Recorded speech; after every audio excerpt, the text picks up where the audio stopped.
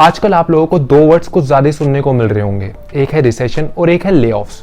तो जब 2 consecutive quarters में जीडीपी ग्रोथ रेट नेगेटिव में होती है, जिसकी वजह से इकोनॉमिक एक्टिविटीज़ में डिक्लाइन होता है, तो उसके बाद जो पीरियड होता है उसे हम रिसेशन कहते हैं। सो हाय एवरीवन, आप लोग वीडियो का टाइटल, थंबनेल और इंट्रोडक्शन देखकर समझ ही गए होंगे कि आज मैं इस वीडियो में रिसेशन और लेऑफ्स के बारे में बात करूंगा। तो वीडियो एंड तक जरूर देखना। अगर इन्फॉर्मेटिव लगे तो वीडियो लाइक कर लेना और चैनल को सब्सक्राइब कर लेना। तो जैसे जैसे इन्फ्लेशन इंक्रीज करेगा वैसे ही रिसेशन की प्रोबेबिलिटी भी इंक्रीज करेगी। और कुछ एक्सपर्ट्स के अकॉर्डिंग 2022 के एंड में या 2023 के बिगनिंग में हमें रिसेशन देखने को मिल सकता है।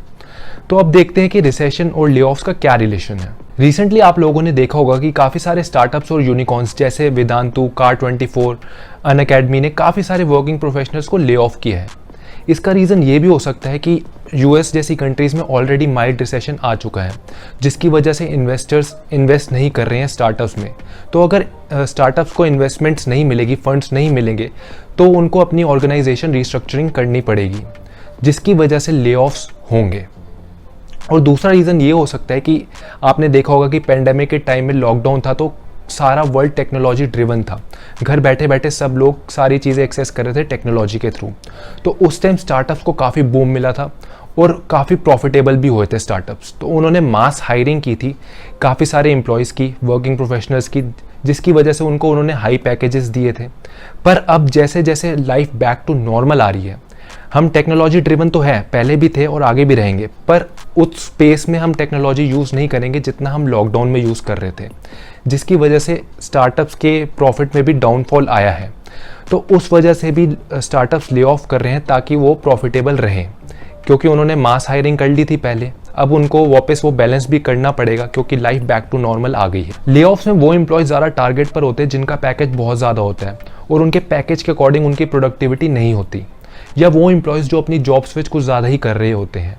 और एक्सपर्ट्स के अकॉर्डिंग नेक्स्ट 6 to 9 मंथ्स तक ले ऑफ्स चलते रहेंगे या फिर उनकी पेस भी इंक्रीज होगी। अभी थोड़े टाइम पहले तक आपने देखा होगा कि ग्रेट रेजिग्नेशन पीरियड चल रहा था, जिसकी वजह से काफ़ी सारे एम्प्लॉयज़ को जॉब स्विच करने पर बहुत ज़्यादा हाइक मिल रही थी।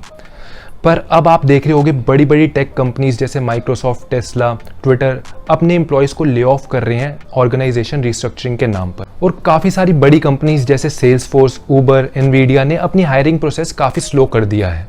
As compare to other countries, India में अभी भी हायरिंग प्रोसेस इतना ज़्यादा स्लो नहीं हुआ है और कंपनीज अभी भी एम्प्लॉयज़ को हायर कर रही है अच्छे पैकेज पर एज़ वी मूव ऑन और आगे आने वाले मंथ्स में हम देखेंगे कि हायरिंग प्रोसेस काफ़ी स्लो हो जाएगा इंडिया में भी, क्योंकि रिसेशन का इम्पैक्ट इंडिया में भी पड़ेगा।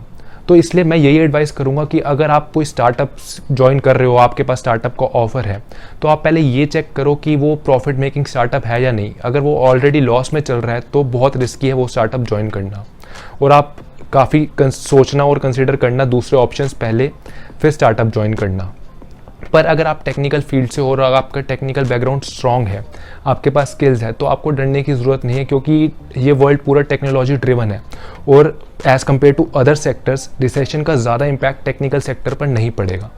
तो उस वजह से आपको इतना ज़्यादा सोचने की ज़रूरत नहीं है। पर अगर आपके पास ऑप्शन है कि बड़ी एमएनसी ज्वाइन कर सकते हो आप, तो वो एमएनसी ज्वाइन करना, क्योंकि आपको जॉब सिक्योरिटी थोड़ी ज़्यादा मिलेगी एज़ कम्पेयर टू स्टार्टअप्स। तो ये थी आज की वीडियो। अगर वीडियो इन्फॉर्मेटिव लगी हो तो प्लीज़ लाइक कर लेना और चैनल को सब्सक्राइब कर लेना। Thank you.